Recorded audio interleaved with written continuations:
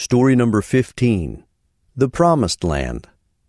At last it was time for the Israelites to enter Canaan, the Promised Land. Joshua sent 2 spies to the Canaanite city of Jericho that was protected by strong walls. In that city there lived a prostitute named Rahab, who hid the spies and later helped them to escape. She did this because she believed God. They promised to protect Rahab and her family when the Israelites would destroy Jericho.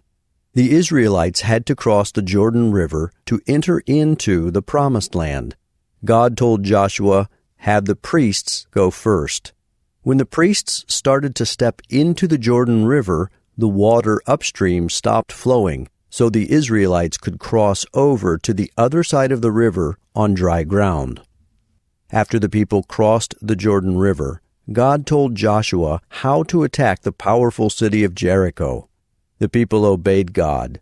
Just as God told them to do, the soldiers and priests marched around the city of Jericho once a day for 6 days.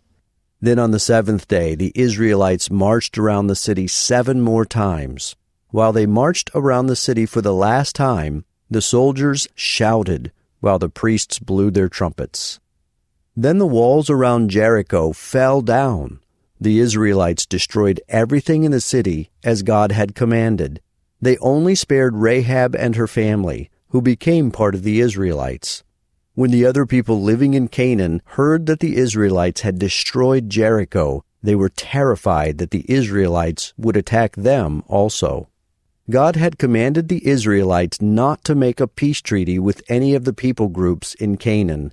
But one of the Canaanite people groups, called the Gibeonites, lied to Joshua and said they were from a place far from Canaan. They asked Joshua to make a peace treaty with them. Joshua and the Israelites did not ask God where the Gibeonites were from, so Joshua made a peace treaty with them. The Israelites were angry when they found out that the Gibeonites had deceived them, but they kept the peace treaty they had made with them, because it was a promise before God. Sometime later, the kings of another people group in Canaan, the Amorites, heard that the Gibeonites had made a peace treaty with the Israelites. So they combined their armies into one large army and attacked Gibeon. The Gibeonites sent a message to Joshua asking for help.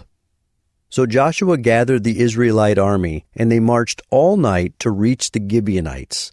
In the early morning, they surprised the Amorite armies and attacked them. God fought for Israel that day. He caused the Amorites to be confused, and he sent large hailstones that killed many of the Amorites. God also caused the sun to stay in one place in the sky, so that Israel would have enough time to completely defeat the Amorites. On that day, God won a great victory for Israel. After God defeated those armies, many of the other Canaanite people groups gathered together to attack Israel. Joshua and the Israelites attacked and destroyed them. After this battle, God gave each tribe of Israel its own section of the Promised Land. Then God gave Israel peace along all its borders. When Joshua was an old man, he called all the people of Israel together. Then Joshua reminded the people of their obligation to obey the covenant that God had made with the Israelites at Sinai. The people promised to remain faithful to God and follow His laws.